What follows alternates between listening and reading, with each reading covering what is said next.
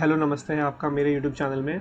तो आज हम डिस्कस करेंगे कि हमने आज किस तरह से ट्रेड किया था और हमें क्या हुआ। हमें एक बार हम देख सकते हैं कि हमें आज 33,000 का प्रॉफिट हुआ है।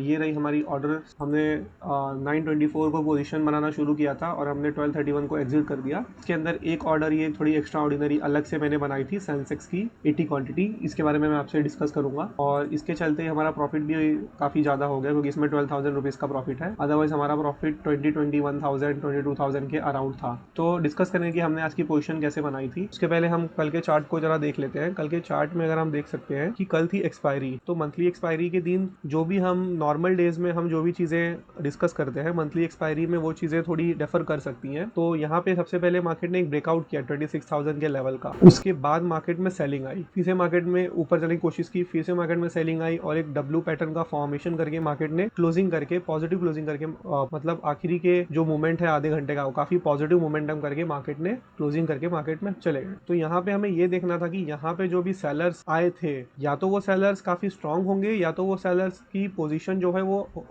या उन्होंने रखी है या वो पोजीशन अपनी कट करके चले गए होंगे।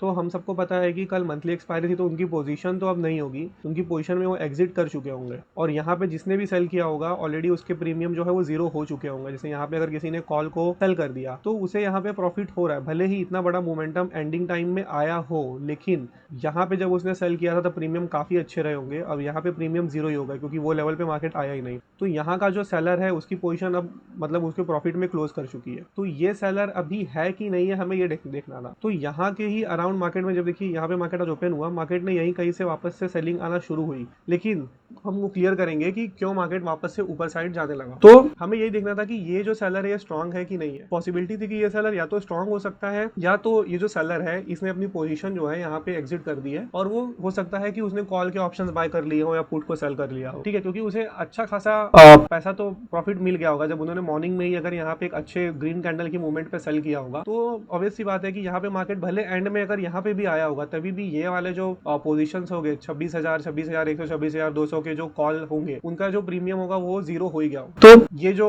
यहाँ पे जो सेलर है वो अपने प्रॉफिट बुकिंग करके वो चला गया होगा, ऐसा हमने मतलब हम अज्यूम कर सकते थे। दूसरी बात ये थी कि यहाँ पे वो अभी भी है, हम ऐसा अज्यूम कर सकते थे। तो यहाँ पे जब दूसरे दिन मार्केट ओपन हुआ, बट ये जो क्लोजिंग हुई थी मार्केट की क्लोजिंग काफी पॉजिटिव थी, तो हमें बायस मिल रहा था पॉजिटिव साइड का, क्योंकि क्लोजिंग का जो टाइमिंग होता है वो काफी इंपॉर्टेंट होता है। अगर आप देखेंगे तो 1:30 बजे के बाद का टाइमिंग, स्पेशली 1 बजे के बाद का टाइमिंग आप मार्केट ऑब्जर्व किया कीजिए। ये तो मार्केट आपको ऑब्जर्व करना ही है कि ऑब्जर्व मतलब अगर आपको टाइम नहीं मिल रहा है तो आप बाद में आके उसका चार्ट तो देखिए।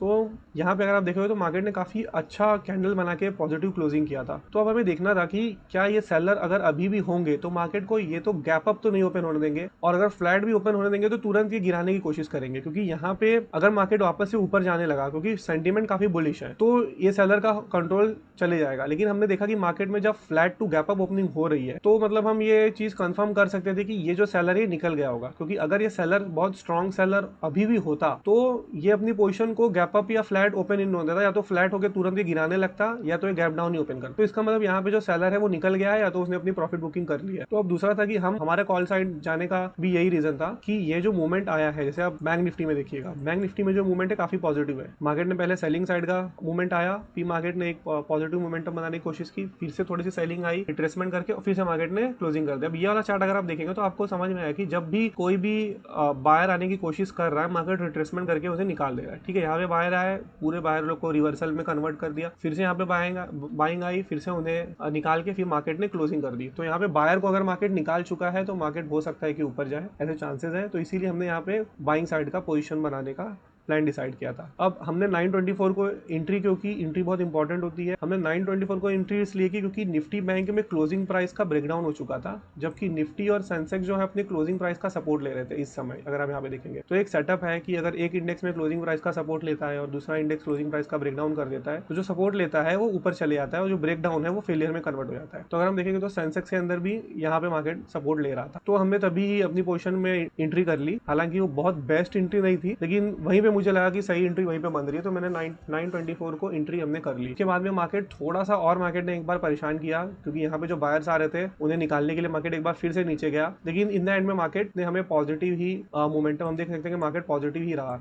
मैंने बीच में एक पोस्ट भी किया था अराउंड यहाँ पे कहीं किया था मैंने, क्योंकि मुझे लग रहा था कि मार्केट साइडवेज भी हो सकता है। जब ये डब्ल्यू पैटर्न काइंड ऑफ बन रहा था, मुझे ऐसा लगा कि हो सकता है कि मार्केट साइडवेज रहे। तो उतना तो साइडवेज नहीं था मार्केट, बट स्टिल, लेकिन मार्केट बहुत तेजी से ऊपर भी नहीं गया। अगर आप देखेंगे टोटल मोमेंटम तो यहाँ पे 55, 58,088 एंड 58,462, ऑलमोस्ट 300 पॉइंट से कम का मोमेंटम मार्केट ने किया। तो काफी बुलिश भी नहीं था, लेकिन हम ये भी नहीं कह सकते कि एकदम से साइडवेज था। मार्केट ने थोड़ा अपसाइड ही अपने आप को रखा। तो ये था, मैंने बीच में पोस्ट कर दिया था, क्योंकि मुझे लग रहा था कि यहाँ पे हो सकता है मार्केट साइडवेज रहे, क्योंकि मुझे इतना पता चल गया था कि काफी बड़ा मोमेंटम तो अब नहीं आने वाला है मार्केट में। तेजी से तो अपसाइड का मोमेंटम नहीं आएगा, और वो तेजी से गिरने वाला भी नहीं है, क्योंकि मार्केट ने डब्ल्यू पैटर्न बना। तो हो सकता है कि अपने आप को ये रेंज में कहीं होल्ड करने की कोशिश करे, तो वो साइडवेज टू अपसाइड ही मार्केट ने अपने आप को होल्ड किया ज्यादातर। वो जिसे आप निफ्टी का चार्ट में आप देख सकते हैं कि यहाँ पे मार्केट ने पूरा दिन होल्ड कर दिया, कुछ ज्यादा ऊपर नहीं गया, कुछ ज्यादा नीचे नहीं गया। तो हमने यहाँ पे अपनी पोजीशन में प्रॉफिट बुकिंग कर ली 1231 को, क्योंकि यहाँ पे भी हमें अच्छा प्रॉफिट दिख रहा था 27,000 के करीब का, लेकिन हमने यहाँ पे बुक की 33,000, क्योंकि यहाँ पे मैं बुकिंग नहीं कर पाया था। और यहाँ पे मैंने एक पोजीशन ऐड की थी सेंसेक्स की। अब मैंने ये पोजीशन ऐड क्योंकि अपने रूल्स के अगेंस्ट जाके,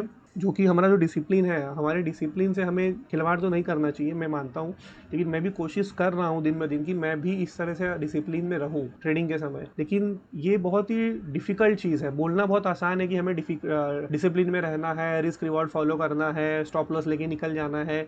ये चीज़ बोलने बहुत आसान है, लेकिन करनी उतनी ही मुश्किल है। मुझे बहुत ज़्यादा एक्सपीरियंस नहीं है, लेकिन फिर भी कुछ 1000-2000 ट्रेड के ऊपर का तो मेरा एक्सपीरियंस है, इतना मैं मानता हूँ। उतने एक्सपीरियंस के अंदर मैं तब से मुझे पता है कि मुझे रिस्क रिवॉर्ड लेके निकलना है, मुझे डिसिप्लिन में रहना है। लेकिन आपको यकीन नहीं होगा, ये बहुत ही डिफिकल्ट चीज़ है। ये बहुत आपको मामूली सी चीज़ लगेगी कि नहीं, आपको बस रिस्क रिवॉर्ड में रहना है, आपको डिसिप्लिन में रहना है, लेकिन ये बहुत ही डिफिकल्ट चीज़ है, बहुत डिफिकल्ट चीज़ है। और यही जो चीज़ें हैं वो आपको बाकी लोगों से अलग करती है। अगर आप टॉप 1% में आना चाहते हो या टॉप ट्रेडर्स बनना चाहते हो, तो यही चीज़ें मुझे लग रहा है कि इन पे अगर आपने जल्दी कंट्रोल कर लिया, तो आप जल्दी ही उस रास्ते पे रहोगे टॉप ट्रेडर बनने की लिस्ट में। लेकिन अगर हम ये बेसिक चीज़ों पे हमारा कंट्रोल नहीं होता है, ऑब्वियसली कुछ लोग ऐसे हैं कि जो लोग मौके देख के, और वो हर मौके में ही अपॉर्चुनिटी ढूंढते हैं और उन्हें अच्छा बेनिफिट भी मिलता है। बट जब आप लर्निंग कर रहे हो, तो आपको ऐसे एक्सपेरिमेंट्स नहीं करने चाहिए उतने ज़्यादा। हालांकि मैंने किया, ये बात मैं मानता हूँ, और मुझे उसका प्रॉफिट भी मिला। तो मैं आपको बताता हूँ कि वो एक्सपेरिमेंट था क्या। वो एक्सपेरिमेंट ये था कि मैंने सेंसेक्स की एक पोजीशन ऐड कर ली थी यहाँ पे। तो हम देखेंगे कि यहाँ पे ऑर्डर्स में अगर हम देखेंगे, तो मैंने यहाँ पे जो 80 क्वांटिटी है, ये जो पोजीशन है मैंने ऐड कर ली थी